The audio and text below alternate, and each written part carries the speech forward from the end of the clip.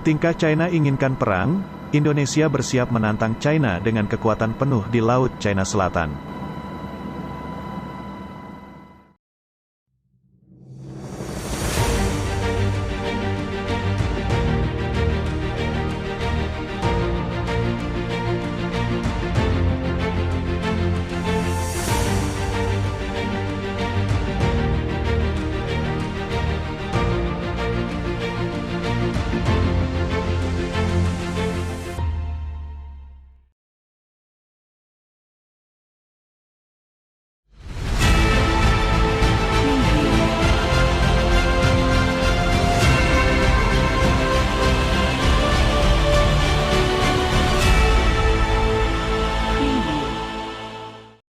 Sebelum kita membahas lebih lanjut, kami harap agar penonton untuk dapat menyimak beritanya sampai habis, agar tidak gagal pemahaman isi beritanya.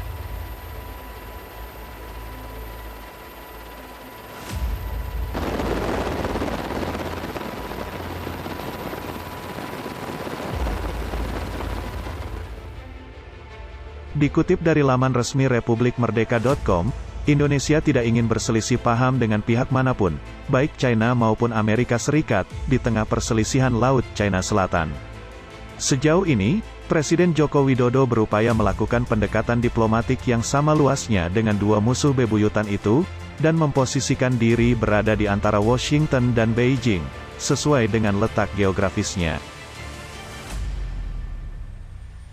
Walau ada ketidaksetujuan dengan klaim China atas Laut China Selatan serta intimidasinya, Indonesia tidak berusaha memperlihatkannya di hadapan dunia internasional.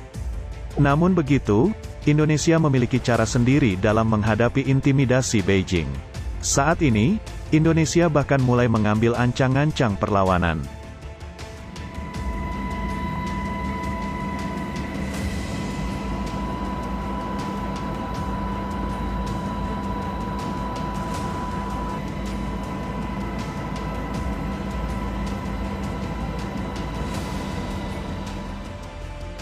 China selama ini secara resmi membuka front lain dalam permusuhannya di Laut China Selatan.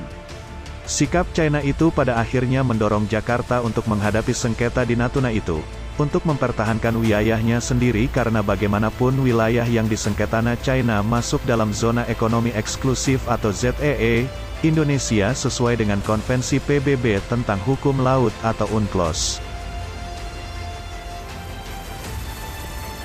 Beijing mengklaim bahwa wilayah yang berada dalam garis 9 putus itu adalah miliknya, sebuah batas buatan yang diciptakan oleh PKC atau Partai Komunis Tiongkok, yang mencakup sebagian besar Laut Cina Selatan, memberinya kepemilikan atas seluruh wilayah maritim yang membentang sampai melewati ZEE Indonesia. ZEE adalah wilayah laut yang terbentang hingga 200 mil dari garis pangkal suatu negara. Sementara negara lain memiliki hak lintas damai di wilayah tersebut, suatu negara memiliki hak khusus mengenai eksplorasi dan penggunaan sumber daya maritim di Z-nya, dengan mengesampingkan kekuasaan lain.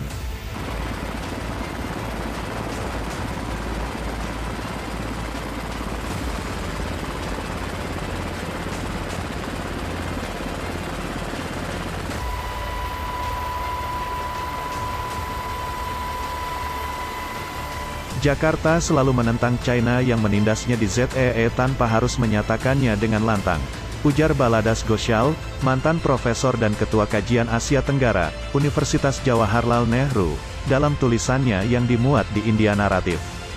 Indonesia mengadopsi strategi cerdik di Inggris dan Rusia untuk menghadapi tekanan China, katanya.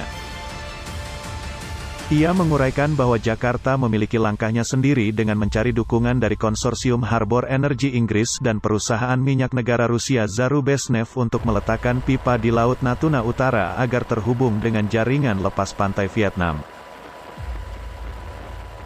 Kedua perusahaan telah mengumumkan bahwa mereka menemukan sumber gas kotor sederhana sebesar 600 miliar kubik setelah pengeboran dua sumur di Blok Tuna, sekitar 10 km dari ZEE Indonesia. Terlepas dari keberatan Beijing, pengeboran berlanjut selama 6 bulan dan selesai November lalu. Badan Keamanan Laut Republik Indonesia atau Bakamla, mengklaim keberhasilan dalam usaha mereka, yang oleh beberapa analis disebut sebagai kemenangan besar Indonesia atas China.